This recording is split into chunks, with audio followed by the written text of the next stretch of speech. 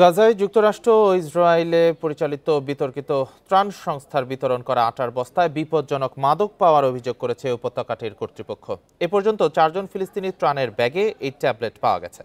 এ ঘটনায় তীব্র নিন্দা জানিয়েছে গাজার সরকারি মিডিয়া অফিস। ইসরায়েল ইচ্ছাকৃতভাবে মাদক গুঁড়ো করে আটার সঙ্গে মিশিয়ে গাজাবাসীর স্বাস্থ্যের উপর আক্রমণ করছে বলে দাবি তাদের।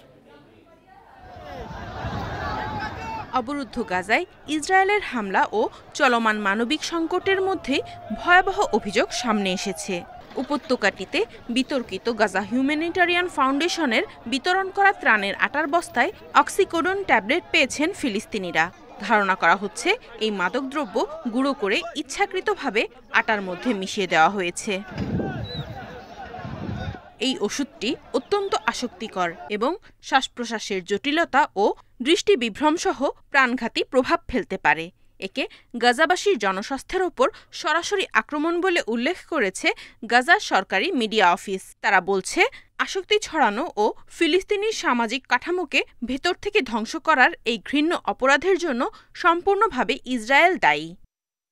যুক্তরাষ্ট্র ইসরায়েল পরিচালিত ত্রাণ কেন্দ্রগুলোকে মৃত্যু ফাঁদ হিসেবে উল্লেখ করে তারা আরও বলছে, অবরোধের সুযোগ নিয়ে এই পদার্থগুলোকে ত্রাণ ও সহায়তা হিসেবে পাচার করছে ইসরায়েলি বাহিনী।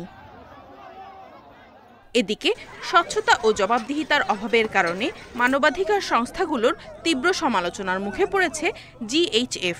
সম্প্রতি 15টি মানবাধিকার ও আইনি সংস্থা জিএইচএফ-এর কার্যক্রম স্থগিতের আহ্বান জানিয়েছে। গাজার স্বাস্থ্য কর্তৃপক্ষ জানায়, জিএইচএফ-এর কার্যক্রম চলাকালে গত 1 মাসে ইসরায়েলি বাহিনী ত্রাণ কেন্দ্রগুলোর কাছে 5 শতাধিক ফিলিস্তিনিকে হত্যা করেছে।